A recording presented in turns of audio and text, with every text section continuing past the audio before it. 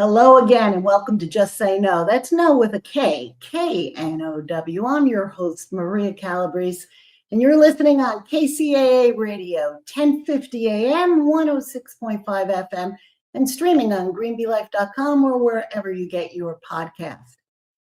Menopause is having a moment, and all I can ask is, why the hell did it take so long? And then some. But seriously, more than 1.5 million women, American women, enter menopause every year, and up to 80% experience hot flashes and night sweats. But the story is no longer being reduced to women deserve better treatment for hot flashes and night sweats, which we do. Believe me, anyone who has suffered through them will tell you how miserable they can be. But here's what's actually happening to our bodies. During perimenopause, the years leading up to menopause, our ovaries begin ovulating less regularly. So levels of hormones like estrogen and progesterone fluctuate and eventually decline. Now those hormones, they aren't just about reproduction. Their effects impact our entire bodies, which is why the contemporary conversation has finally expanded beyond a commercial moment, beyond the fad creams, powders, lotions, potions, and diets, into something culturally significant. Women are asking the questions that actually matter about the relationship between our hormonal transition and cardiovascular health, bone health, cognition and dementia risk, and even what it means for healthy longevity. And researchers are listening, but they're playing catch up because historically, we simply haven't devoted enough resources to understanding this enormously consequential change. A major National Academies analysis found that only 7.9% of NIH grant funding in 2023 was devoted to all of women's health research, all of it. And ready for this? Because I had to read it twice. That number was actually down from the mere 9.7% in 2013. So if you think about it, menopause research is a fraction of the already tiny fraction devoted to women's health research. Meanwhile, all right, we've spent decades hearing about the risks of hormone replacement therapy, and much like cannabis, those risks have dominated the entire conversation. Yet, erectile dysfunction, oh, God forbid, right? Hey, I'm not male bashing here. That's a serious problem. But we can name the treatments promoted and prescribed down to the color of the little blue pill. But menopause, half the population, if we're fortunate enough to live long enough, will experience it. And somehow, women are still asking the $64,000 question. Why didn't anybody tell me this? Hot flashes, sleep, mood, brain fog, muscle aches, body aches, depleted hormones, sex. Where did I leave my keys? And maybe the most important question of all, is this normal? Well, today's guest has been addressing questions like these for decades and reminding women that yes, it's normal. And no, it's not all in our heads. We'll talk about why these issues are finally being taken seriously, openly debated, and as a result, more actively examined and researched. And when it comes to menopause, women's bodies and aging well, no question or conversation is off the table. I am so excited to have Dr. Joan Irvine with us today because she has lived through the before, during, and after of this cultural shift. More than 30 years ago, she wrote a workbook about menopause at a time when virtually nobody wanted to hear about it, let alone talk about it, let alone read about it. She's an author, educator, and hypnotherapist who has worked in women's health, sexuality, and healthy aging, and more recently, cannabis education and advocacy. She's also a former cannabis company CEO and hosts her own radio show. Your Best Life, which I love, where she talks openly about everything from menopause and hormone therapy to sexual wellness, cannabis, and aging gracefully. She's a longtime community advocate and even recently ran for mayor of Redondo Beach. So sit back, relax, but not too much if you're driving, and let's meet at the intersection of conversations that matter most. By 2020, Bank of America and Merrill Lynch estimate that will grow to $35 billion. And many experts believe it could eventually reach $200 billion each and every year.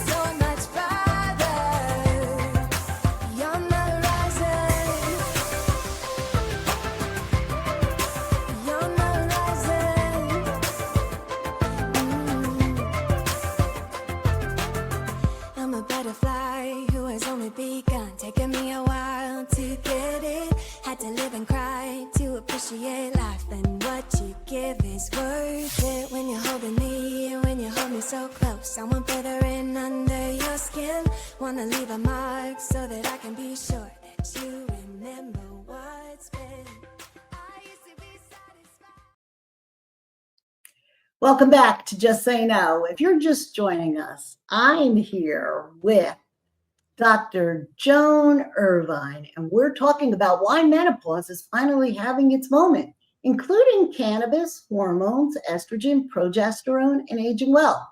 Joan, welcome to Just Say No. I am so happy you're here. Oh, thank you so much. I'm just so honored to be on your show and being able to talk about this really important topic to both women and men and our society. Well, that's true. And, you know, I wanted to start by having you take us back more than 30 years when you actually wrote a workbook about menopause. Now, what made you even have it on your radar, let alone write about it? And what happened when you tried to get people interested? Well, it was very interesting. First of all, I want to show you the workbook. This was my workbook. It was never published, but what happened is because of the work I was doing, I got approached by a woman that was working in the infomercial business and the industry. And she approached me because there was a supplement company that was going to be doing an infomercial around menopause and supplements. And so she asked me, as Dr. Joan, to be interviewing a lot of women, finding out what's going on with them, seeing how the supplements will work. And so that's how I got involved. And so I was involved, and we interviewed probably about 50 women before they were doing the supplements, as they were doing the supplements. We did this workbook. We were all set to go, all excited. And then the powers to be in TV said, menopause is not an appropriate topic for TV. And it shut it all down. I mean, can you believe that? Something that's going to affect every single woman as she ages, and it was not appropriate to discuss on TV. Compare that to now, you know? I know. And if we look at what was appropriate back then, I'd have to do my research, but I don't know what year they stopped doing alcohol and tobacco ads, but that would be interesting. So why do you think there was such a taboo? Or that television wasn't ready for it? Did they think there wasn't an audience for it? Did they think menopause was something women themselves weren't comfortable discussing? Or do you think it was something the culture just simply didn't want to hear about? Or were those network executives just completely underestimating the audience? Well, I think first, I think the executives were completely underestimating the audience. However, there were things that were going on that I could understand. First of all, there was that nurses study that said that estrogen would give women breast cancer. Oh, And yeah. so what they ended up doing, and they said also it could hurt our cardiovascular. And they named all these things that has now been disproven, 30 Like years. cannabis, right? Like cannabis. Yeah, like cannabis. And so that they weren't ready for it. Plus, the doctors were not ready for it. I had That's to true. tell you an interesting story that one of the women I interviewed was in her late 30s. She had been going through all the brain fog, the pain, all these, the night sweats. She went to at least a dozen doctors.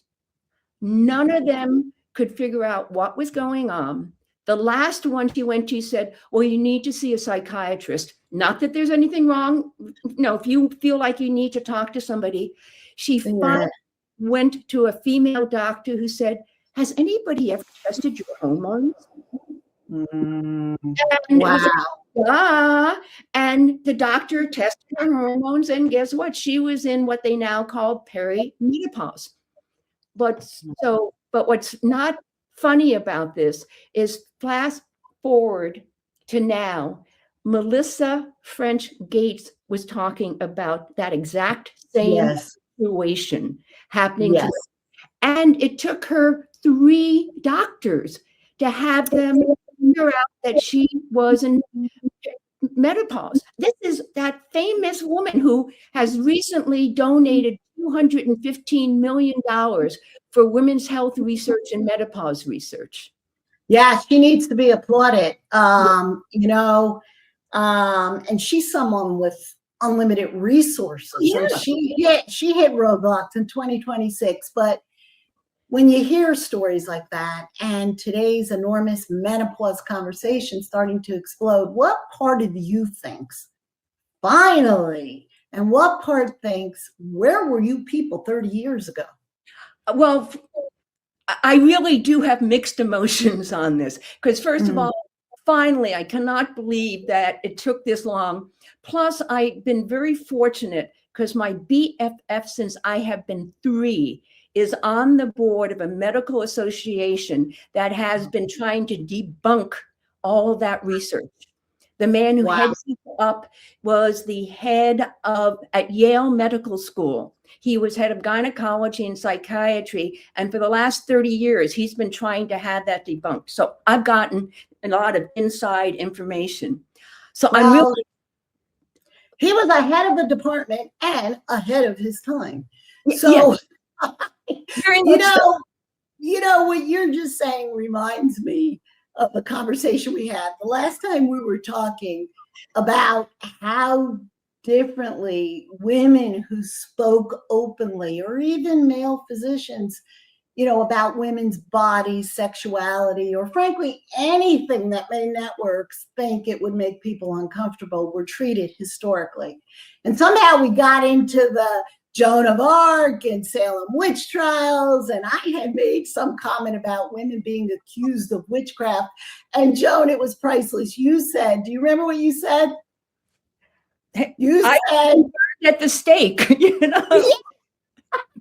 You said you would have been in serious trouble back then. And, well, I say this affectionately, you're a witch sister, and we need more witch sisters, because I would have been one of those witches right alongside of you. And fortunately for us, at least it's 2026, nobody's getting hung or burned or stoned for asking uncomfortable questions. We might be blocked, but they do it in a different way nowadays. Yes. Okay. All But right. So, Joan, are women today, do you find, asking different questions, or have we finally reached a point where women are expecting and demanding better answers? What are you hearing from women now that you weren't hearing 30 years ago? Can I be real blunt? A lot of them are really pissed off. Let me be right there. I mean, they are so annoyed that this information has been out there, and their doctors don't know about it. In fact, I was talking to a young woman, 41 years old, who was a neurologist just last night. A doctor herself.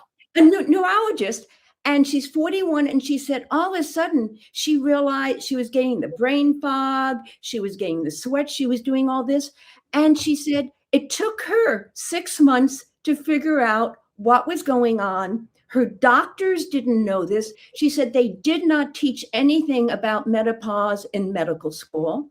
And this is a neurologist, and it's brain fog, it's cognitive stuff, it's Alzheimer's, it's all of these things. And she was never taught. And that's a 41-year-old doctor, a neurologist of all people. I remember you saying you talked to a woman who her quote stuck in my head. It was so profound. It summed it up. She said she felt she was robbed. Is that the same? Oh, yeah. Please talk a little. It's a different person. Somebody I know in Redondo Beach, and I know her and her husband, came up to me at an event in Redondo, and women are coming up and thanking me for the way I'm talking out and the way I'm being really blunt about this. And she said to me, she goes, I've been robbed. She's the one that said, I'm really pissed off. I've been robbed. She goes, my libido is gone.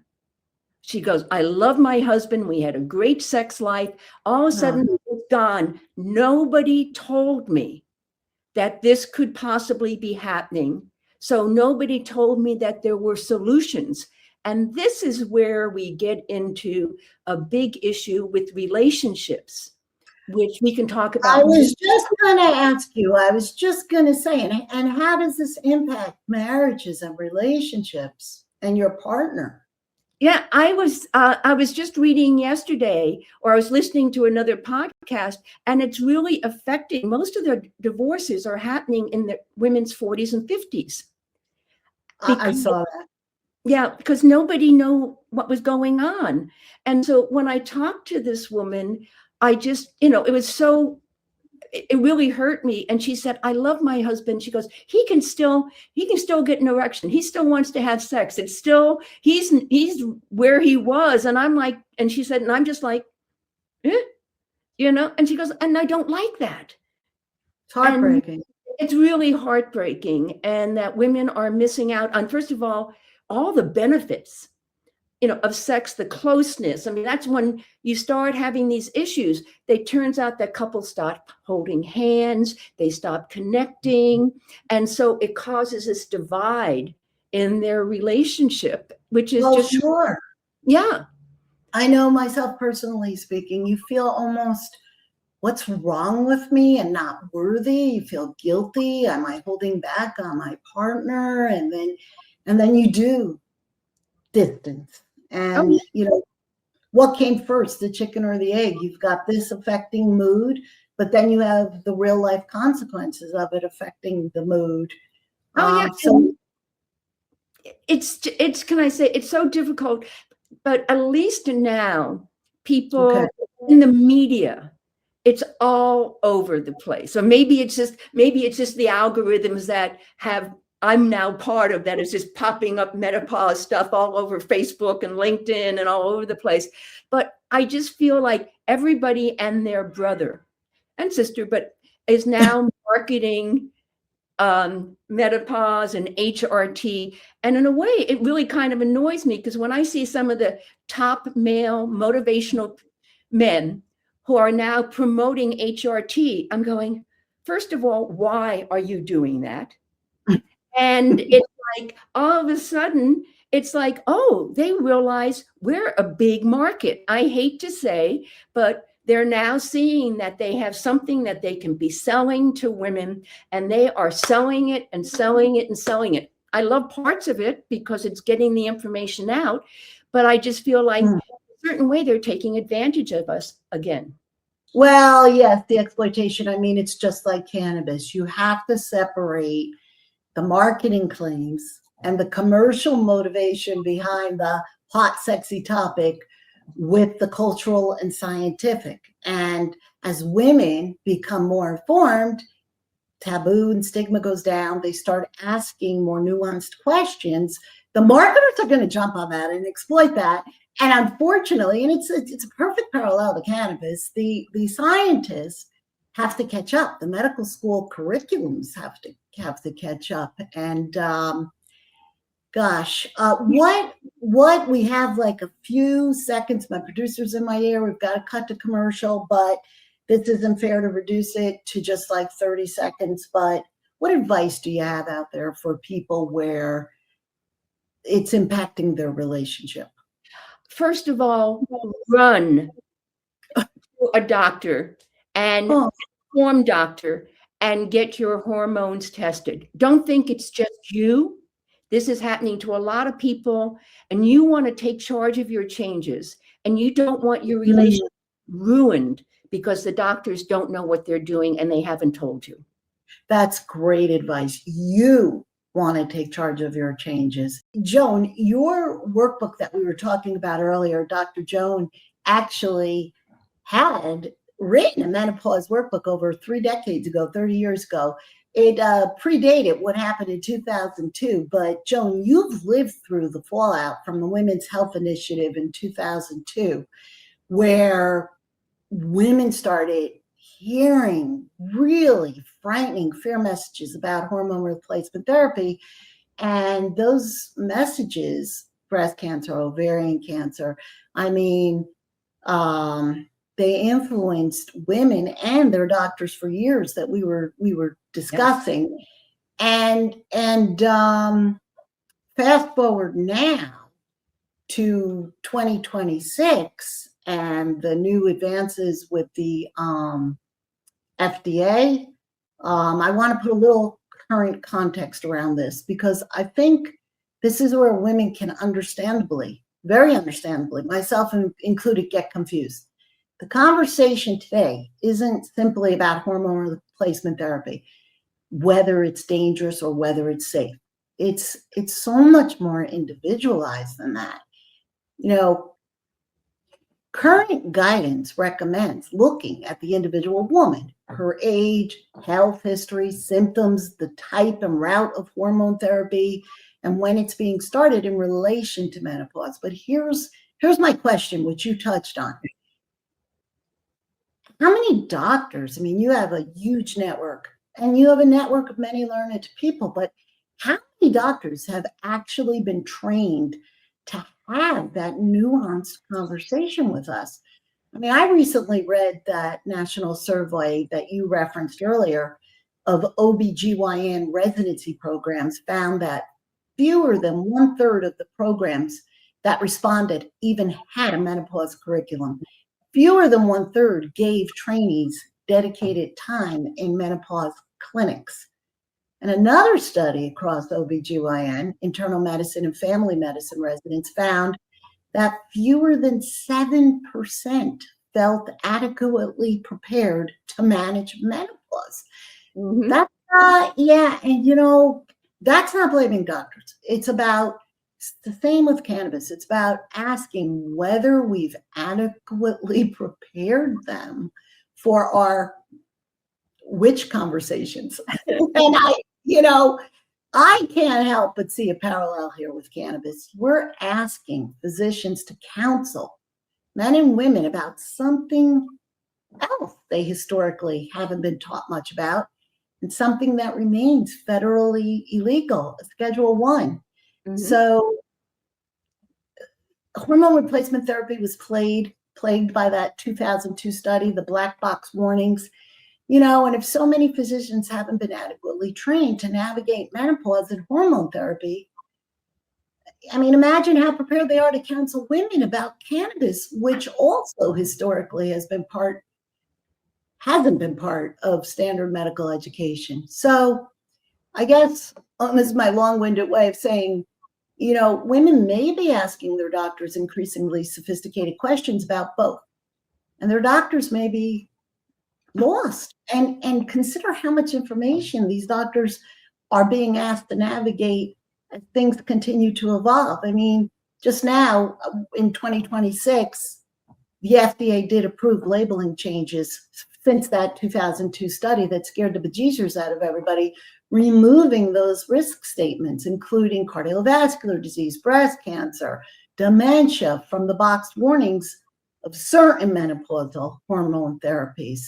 And that's a pretty dynamic change from what many women remember hearing at the time of your workbook, which if the television networks weren't going to be behind you, it wasn't going to break through that. So I guess I threw a lot out there, but give me your reaction to all of this that's in the current context, because you were there before, during, now. Yeah, let me go back a little bit, because I had written this book, and of course that's when, I was anti-hormones also. Really? Oh yeah, even back then, because the black box. And so when I took a look at things in my book, I talked about the herbs and the diet and the exercise and the food. So we addressed all of it, not dealing. Which does play an important role. Oh, it does play an important role, but hormones were out. All of a sudden, I was having night sweats so badly that I wasn't getting any sleep, and it went on, and I did everything I possibly could. And just to let you know, my mother had breast cancer, so I was one that shouldn't take hormones. Me too. Yeah, I got to the point that I finally said, this is about quality of life. I need to get some sleep, and I don't want to go on Ambien. I don't want to go on all these drugs to get sleep. So over probably about 25 years ago, I started taking estrogen. And I'm so happy now that I did. So and you found a doctor to prescribe it. Oh yeah, well, I found one doctor who would prescribe it. But I also, and let me go through my list. I also had other issues that I had that they're now identifying with issues with hormones. I had the night sweats. I had the frozen shoulder, and I spent 2 years seeing acupuncturists and chiropractors and had needles stuck in me. And now they know that frozen shoulder is part of it. No, libido, I was one of the lucky ones. My libido never suffered. I always was a kid that because the estrogen level was going down, my testosterone level was going up. So I had a great libido. And you also have another book, Hot Sex for... What is the title of your hot sex book? Oh, Recipes for Hot Sex. So we'll get to that later. But another episode, but I had the brain fog, I had fibroid tumors, my period was coming every 2 weeks, I had pain, flooding. I mean, it was just absolutely terrible. But let me fast forward. So here I am. I'm 78 years old now. I found a doctor that besides the estrogen, put you on progesterone, and then about probably 8 years ago, put me on testosterone, not just for the libido, but for the bones, for everything else that the testosterone can help with. But then I had to go, because of my medical insurance, I went to a doctor just about a year ago, and it was a young male doctor. And, and I go in there and I'm going, hey, I'm only here because I need you to prescribe this for me. Excuse me, I come in as an expert, so I know I'm a little threatening to some doctors. And he said, first of all, he goes, well, about the estrogen and the breast cancer. And I could say, that has been debunked. And I know the person who is responsible for debunking it, or one of the people. Then he said, well, you're too old. And because there used to be the theory that if you didn't start hormones within 2 years of going through menopause, that then the receptors were dead. Well, I happened to be back to visit my BFF, who I said is on the board of this medical association, and they had just discovered that was needed to be debunked also. And he said to my girlfriend, at 76, you get yourself back on estrogen right now.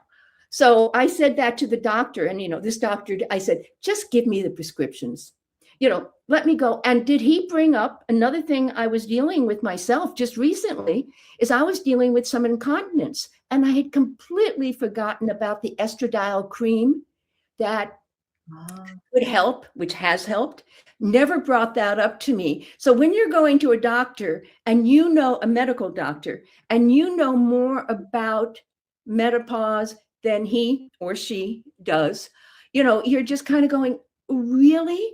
And they don't like to be told by a patient of what's going on. But the enlightened doctors, and there's starting to be more and more of them, are listening to you. They're talking about it. They're getting the information out there. And this is a time that we as women, I always say, my book was called Taking Charge of Your Changes. We have to take our power back, and we have to go in there and say, I know my body. This is what's happening to me. Don't tell me it's in my head. Don't tell me it's not happening. I've been living in this body for a long time, and I can tell you that something's changing. And I need some help here. What can you do to work with me to get me through this?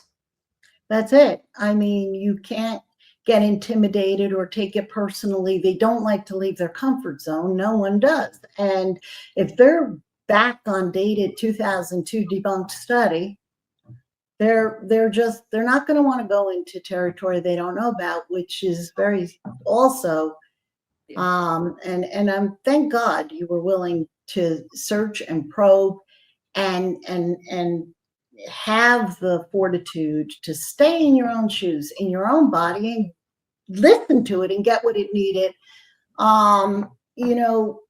You've said something interesting the last time we spoke. In some ways, you look at the changing conversation around hormone therapy, the way you look at cannabis, better late than never. What did you mean by that? Well, you have to laugh because you're talking about that doctors not knowing about menopause and HRT. Well, when I go to a doctor's appointment, I let them know that I use cannabis. Wow. And wow. Yeah. Well, that's, what kind of reaction do you get? Oh, yeah. Oh my God. It is so I have to say, it is really funny because it's kind of like, they look at it and, and some of them kind of look at you as if you're like a drug addict. And I'm like, it's like, it's going back to that old reefer madness thing. I'm gonna interject for 1 second. Okay. I don't mean to interrupt. I have a brother who's a physician in New Jersey. His wife sent me a photo. She said she's a tremendous gardener. She sent a cucumber the size of I don't know what. Huge. And she does use the little blue pill. Apparently it helps grow things bigger in her produce. But in any event, I just casually said, oh my God, I have to send you some hemp seeds. Now he's a physician in New Jersey, and he said, that is federally illegal. I do not want to be on a mailing list. Do not send me that through the mail. So I just wanted to add that. Yeah. They're just having, and I don't want to blame them all because they've been listening. No, they don't know.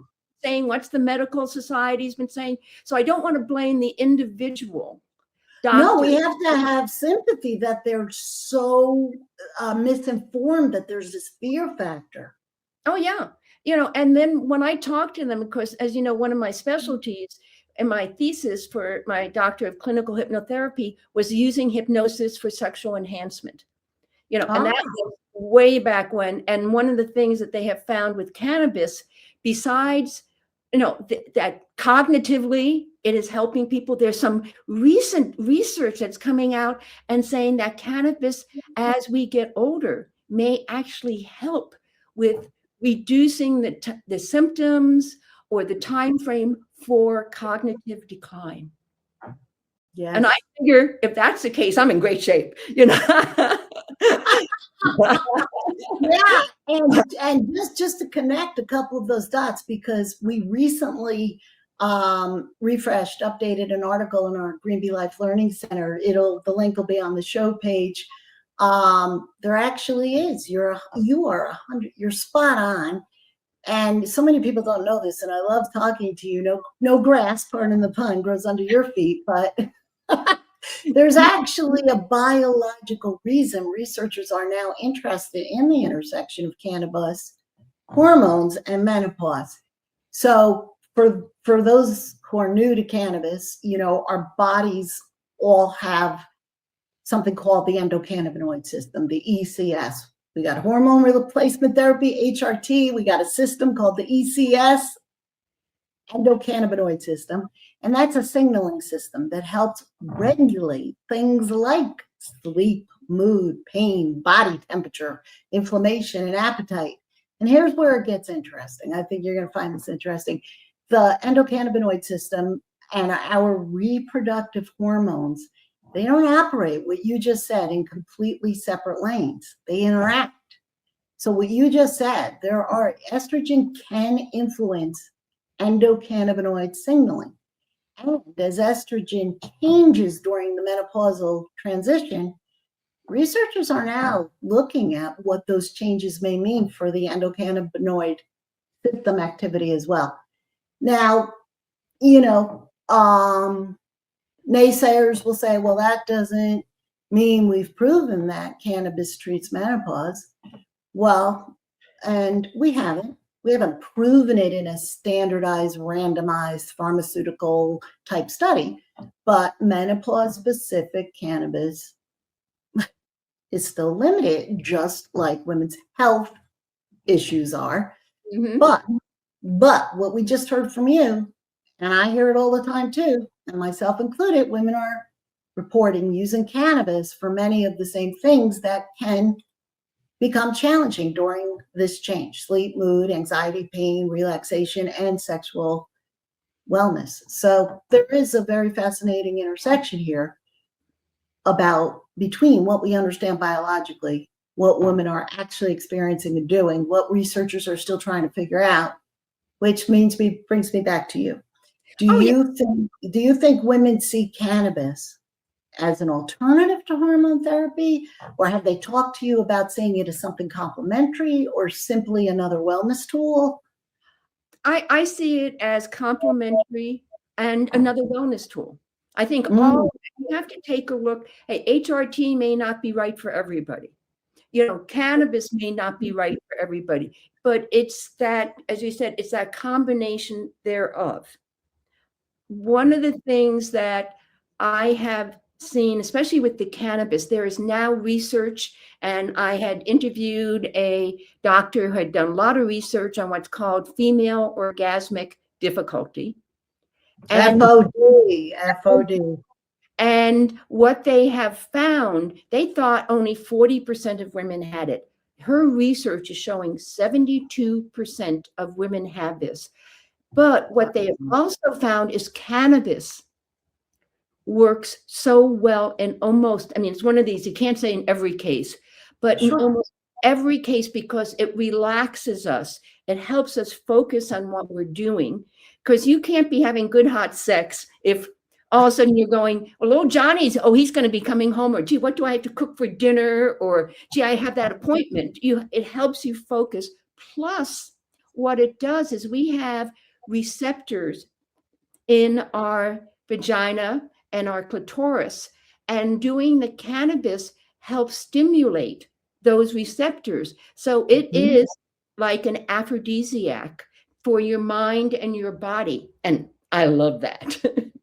Oh, amen, sister. That's Joan. You just nailed a perfect example of this interaction. And yeah, I'm so in awe of your involvement with Dr. Suzanne Mulvihill's work around female orgasmic difficulty. FOD and medical cannabis, without taking us too far down that topic today. Her work, as you just said, what has, that work has shown us what can happen when women's experiences are ahead of the research. And I listened to your podcast on Your Best Life. Guys, it's a great show. When you're not listening to Just Say No, listen to Your Best Life, and vice versa. But thank you. I was blown away when she said orgasm is a bodily function, just like sleep, not an event. Yes. And that's just another Just Say No episode, because I refuse to reduce that conversation to 4 minutes. So, all right. But that was mind blowing. What did you think of that? Just very briefly.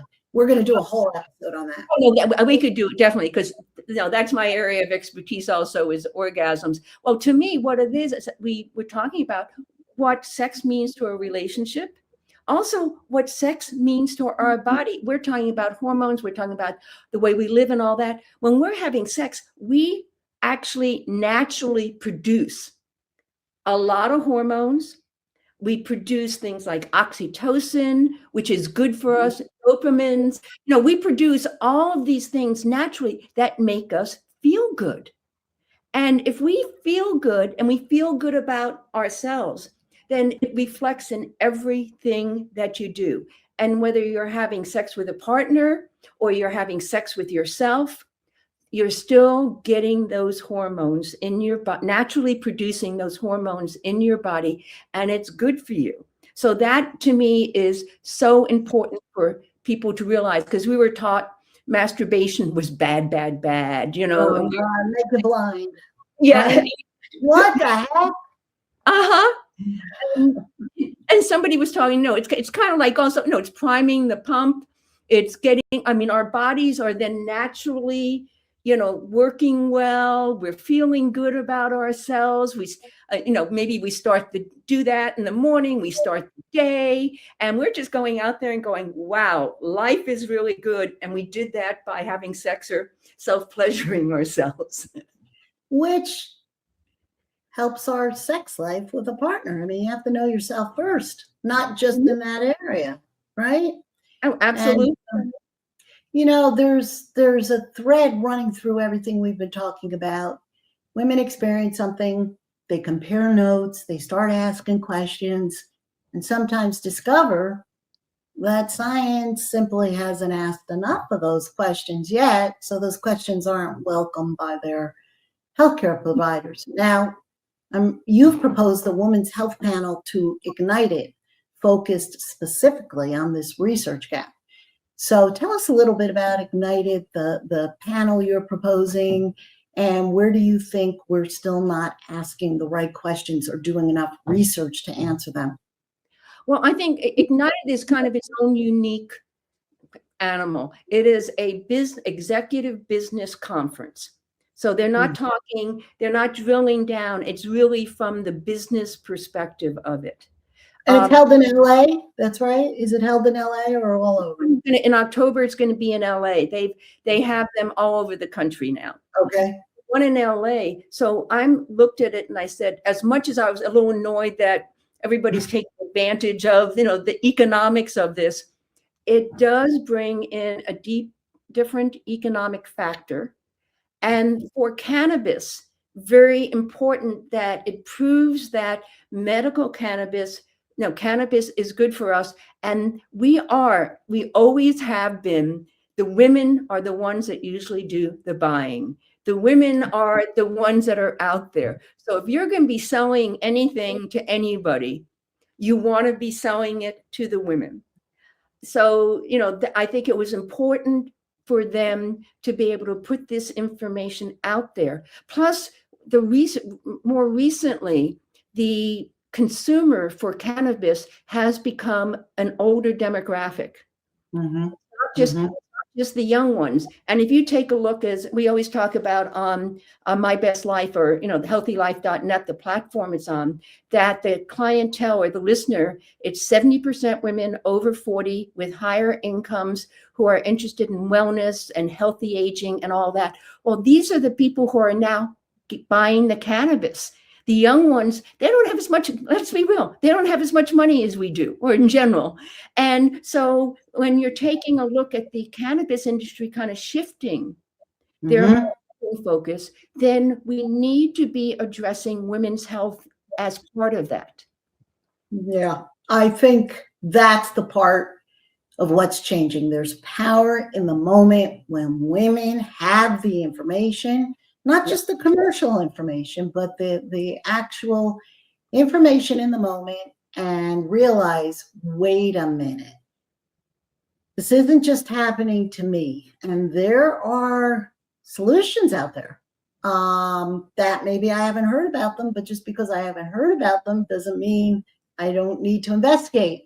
And that's when the individual experiences can become much bigger questions worth studying and hopefully inform science, not just marketers. But I mean, you're 100% right about, there's marketing claims and there's nothing wrong with economics. We need the economics. We need to be able to turn our lights on, but there's commercial motivation and then there's educational motivation. And what I love about you and about Your Best Life, and for anybody who would want to reach out to you, they would go to drjoanervineconsulting.com. Is that correct? That's my website, but they can contact me at joan@joanervineconsulting.com.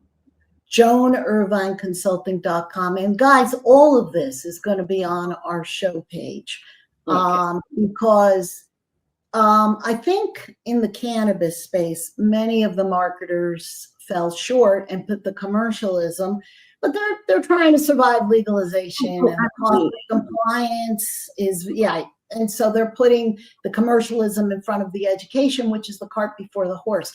As you said, women are the consumers, women are smart, we do the due diligence, we do the research. Yes. And, we need that educational information and we need voices like yours, which are just so powerful. And gosh, I could talk to you for hours. We're running a little bit, getting closer toward the end, but I want to talk to you about,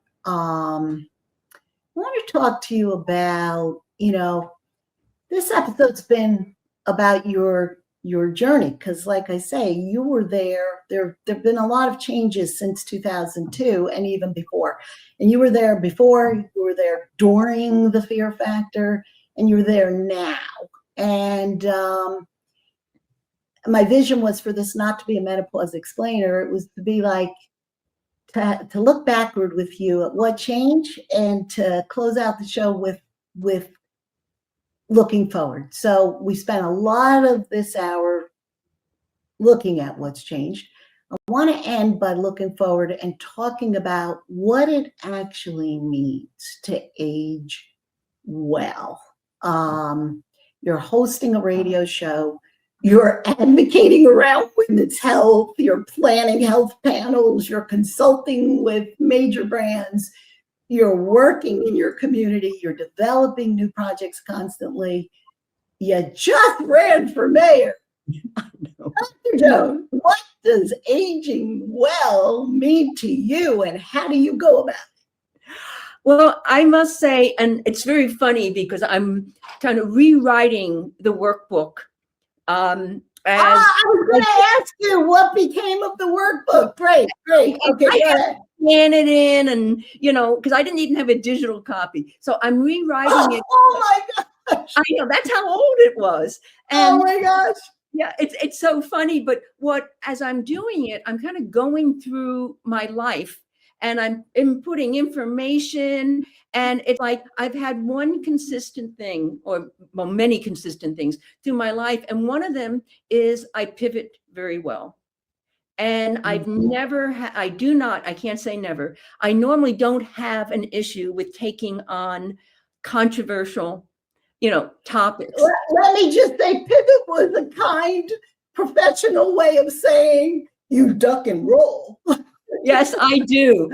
And can I say, even I had never planned to run for mayor. I got very involved in my community when I moved down here. I did Leadership Redondo, which is a program through the chamber, and I just started getting involved, but I had never, it was not in my goals or even in anywhere about running for political office.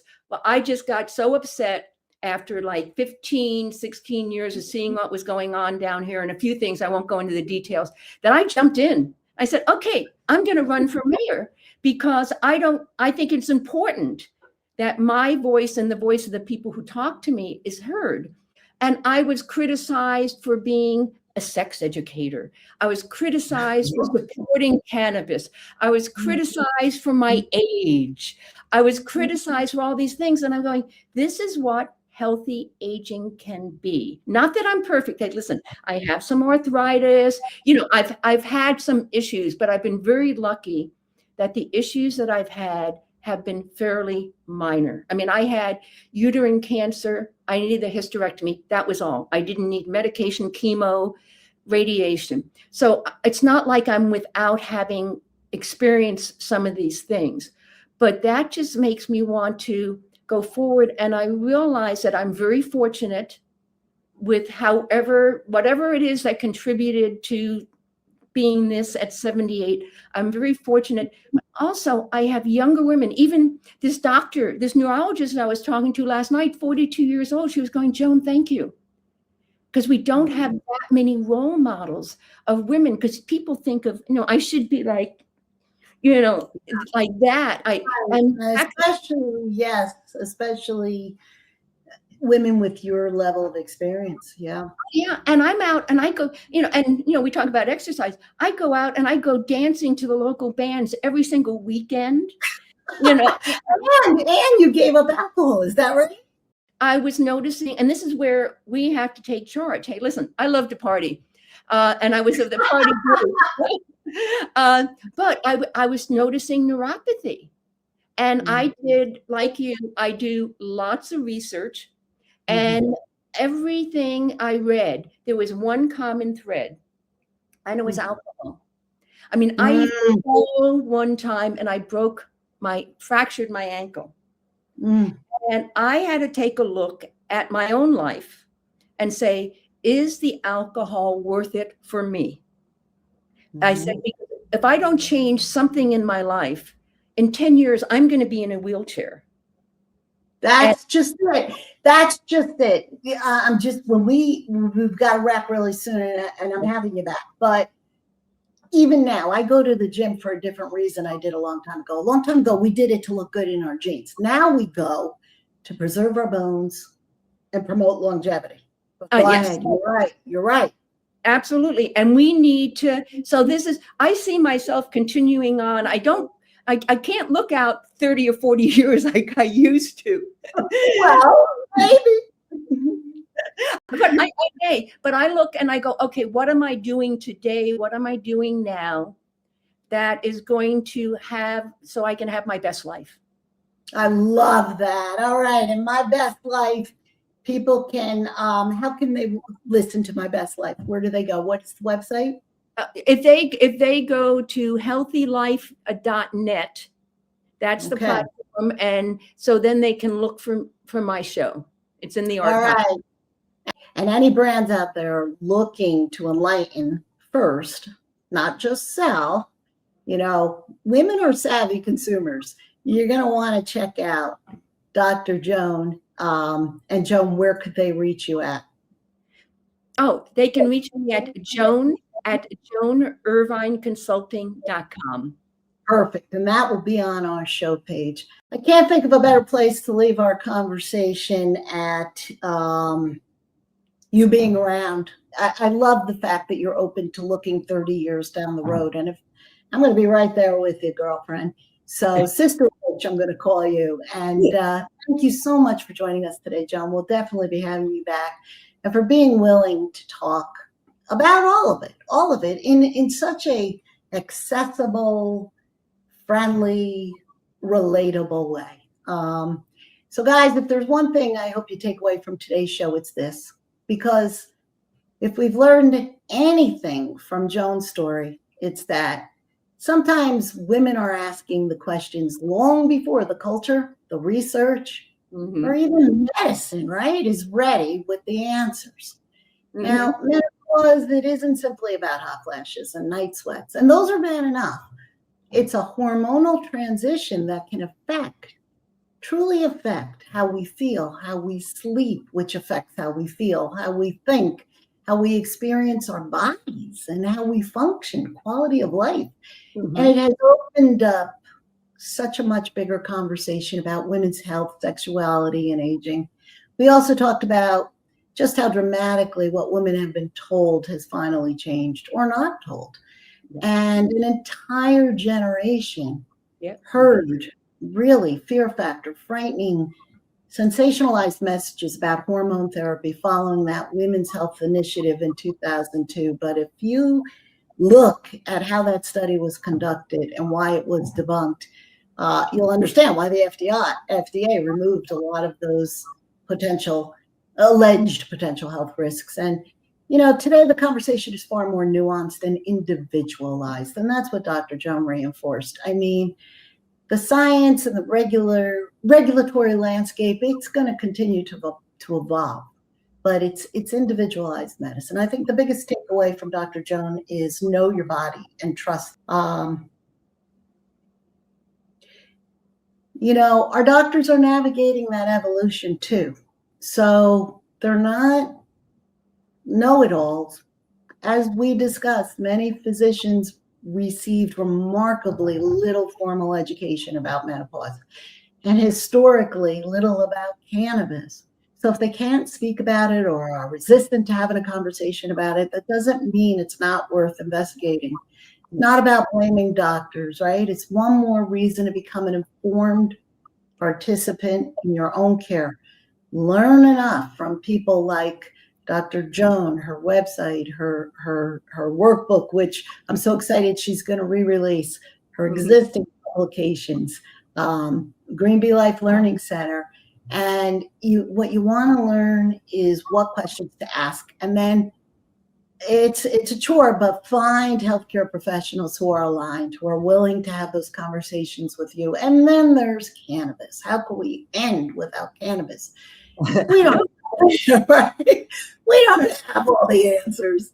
I mean, menopause-specific cannabis research, it remains limited, but so does menopause in general research. But women are using cannabis. They're talking about their experiences, and we're having them on, and Dr. Joan's having conversations with them, and researchers are asking more questions, and those experiences deserve to be examined rather than either dismissed as anecdotal or promoted as proof. Something in between, and the distinction matters, because perhaps the larger lesson from today's conversation is that we don't know a lot of things yet. That if we don't know yet, that shouldn't be the end of a conversation. What I love about Dr. Joan and her approach is it should be the beginning of better questions. And Joan, you've been an example of that. And we need to compare our notes. We need to recognize patterns. We need to speak up. It's okay. Researchers will investigate, evidence evolves, and ideally our understanding will evolve with it as well. That's how we get from the menopause workbook that a TV network didn't want to air an infomercial including it, a workbook that nobody wanted to talk about more than 30 years ago, or nobody was allowed to talk about it, to the conversation we're having today. And maybe aging well isn't about having everything figured out. Maybe it's about staying curious, staying engaged, continuing to ask questions and giving ourselves permission. That's what I always get when I have a conversation with Dr. Jones. She reinforces giving ourselves permission to keep learning, right? Keep learning what our bodies need as they change. It's natural. Doesn't always feel natural, but it's natural. John, thank you for helping us do exactly that today. And to everyone listening, remember, education isn't about telling you what to think. It's about giving you the information to know what to ask. You can continue today's conversation at greenbeelife.com, where you'll find our Learning Center article exploring cannabis, the endocannabinoid system, and menopause, along with more evidence-informed resources to help you separate what we know, what we're learning, and what we still don't know. You can also find more episodes of Just Say No with Maria wherever you get your podcast and at greenbeelife.com. And of course, a very, very special thank you to Dr. Joan Irvoine for joining me today. Until next time, stay curious, keep asking questions, and remember, just say no. That's no with a K, K-N-O-W. Yay. Just Say No is a Green Bee Life presentation airing live weekly on Friday afternoons from 4 to 5 p.m. Pacific on KCA Radio and KCAA TV. Archived audio episodes are on Green Bee Life, greenbeelife.com, iHeartRadio, Spreaker, and most third-party major platforms. For archived videos, check them out on GBL TV, on Green Bee Life, YouTube, and Rumble. To follow us, our Instagram and Facebook is at Just Say No Radio. To apply to be a guest on the show or for sponsorship and advertising opportunities, go to greenbeelife.com/Just Say No, and feel free to reach out to me, Maria, for any questions.